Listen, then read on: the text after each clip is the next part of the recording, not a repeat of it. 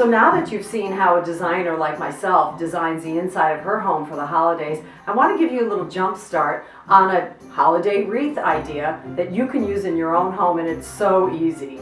I love the idea of starting with something halfway, starting that project. So I've done this before with live wreaths, but this is even easier. What I do is I find a wreath that's already existing in a store and then I embellish it. Because my home has a lot of earth tones, but I like the brightness of something that looks like it's been kissed by the snow, I chose a wreath that already has this flocked look on it. It's like $29, but when we're finished with it, it's going to look like a $200 wreath that you've bought at your local florist. So the first thing you have to start with are just elements that you can buy at any home decor store, craft store. You can pull apart other wreaths that you've used in the past where the wreath looks a little tired, but you like the elements that were on it, and that's what I've done. I don't even know where I got these, but they're nice plastic leaves. None of this requires a glue gun, by the way. It just gets tucked into the existing wreath. So I have all of my elements here. I have some live magnolia leaves, which are always gorgeous. They've got that beautiful wood hue on one side and that deep green on the other. They're waxy. They'll stay throughout the whole season and really look great. I also have, because I'm staying in this color family, I wanted it to be kind of fruity looking. So I've got these great frosted looking grapes that go with that frosted feel of the wreath. I also have some pears that have that sparkly kind of feel to it.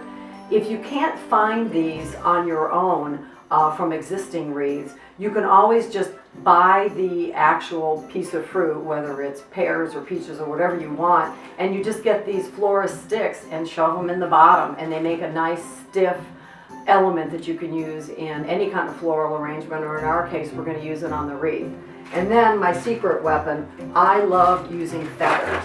And anytime I go anywhere to a flea market or an antique store that has feathers, I grab them. These happen to be the underside of turkey feathers. I love the color once again, and you saw them on my front door in my home, and I'm going to use them in this wreath too. So let's get started. First of all, you have to look at your wreath. I always like to get something that already has some of the elements in it. This one already has the pine cones, which is great. The only big decision you have to make is where's the top of the wreath. So I've adjusted this to be the top of the wreath. I've chosen that to be the focal point. But I want to start by building it. So what I'm going to do is, because these magnolia leaves are actually the largest parts here, I'm going to start stuffing them in. Let me move that over so you get a good look.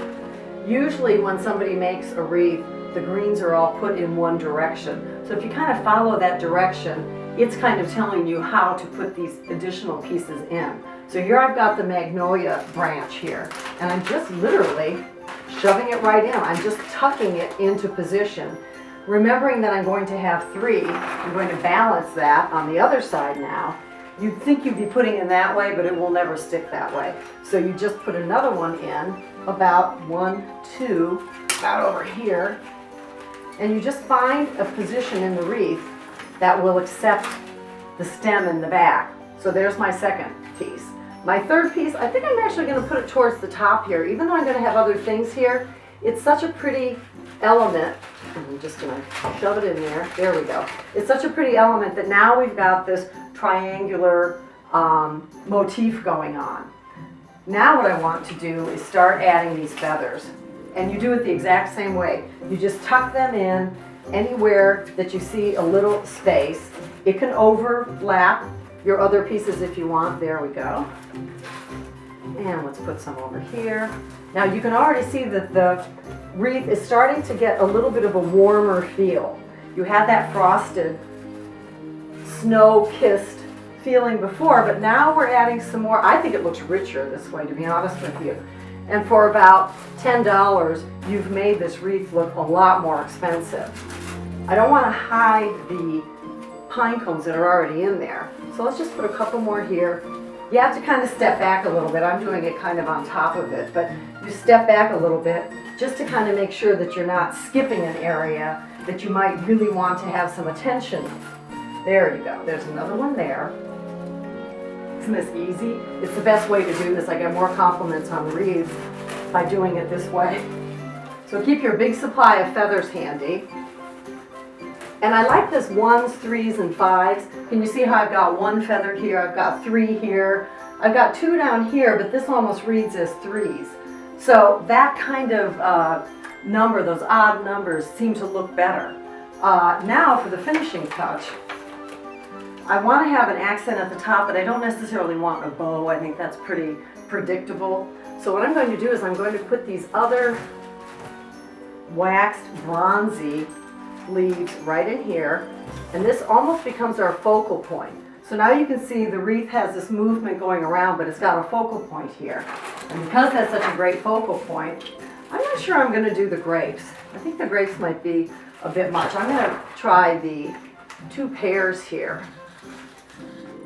And you just feel around until you get that opening. And I have another pair here.